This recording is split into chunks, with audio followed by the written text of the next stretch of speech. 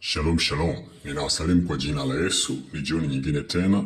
Leo tutajifunza neno la Mungu kwa ufupi kutoka kitabu cha Marko 4:35 mpaka 39, ambacho kinasema na tuvuke mpaka ng'ambo. Amen. Huu ulikuwa ni ujumbe wa kinabii ambao Bwana Yesu aliwataka wanafunzi wake wavuke mpaka ng'ambo. Amen.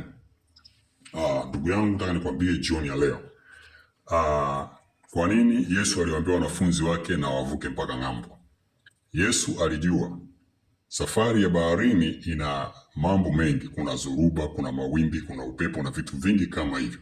Lakini alitaka kuona, je, ni wanafunzi wangapi wana imani na ni wanafunzi wangapi wako tayari kuambatana naye. Amen. Kwa hata wewe jioni ya leo utakapoamini neno hili, nataka nikwambie utavuka salama bila shida yoyote. Amen. Ninaamini wanafunzi wale wakamwambia na tuvuke.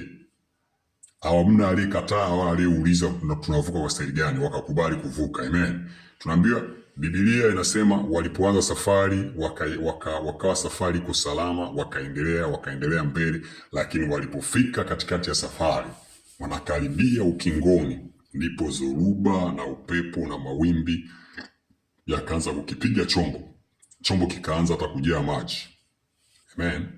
Chombo kikaanza kujaa maji, lakini Yesu aliukemea upepo, akaikemea bahari, ikanyamaza. Amen. Ninajua hata wewe ulianza safari vizuri, ulipoanza kuonyesha tu mafanikio ndipo vita zikainuka. Ulipoanza kuonyesha kuinuliwa, vita ikanyanyuka, zoruba ikaanza, mawimbi, mashambulizi ya kila aina. Ilipoanza kuonekana unapata kibali, ukaanza kuinuka, bosi wako akaanza kukuamini, vita ikanyanyuka kwa marafiki, kwa ndugu na jamaa. Yani ukashangaa tu vita inanyanyuka tu bila kutegemea kwamba kutakuwa na vita namna hiyo. Amen. Nataka nikwambie usiogope, maana tayari neno la kinabii jioni ya leo litafanya kazi juu ya maisha yako.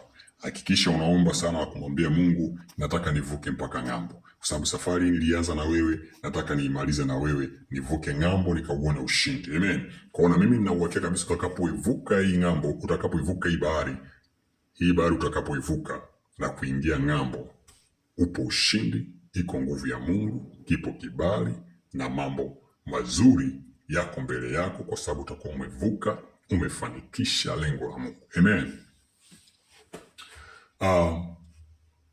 Jambo lingine ni takemea ule upepo katika maisha yako, upepo wa magonjwa, upepo wa zoruba ya mateso, umaskini, ufukara, kwa jina la Yesu.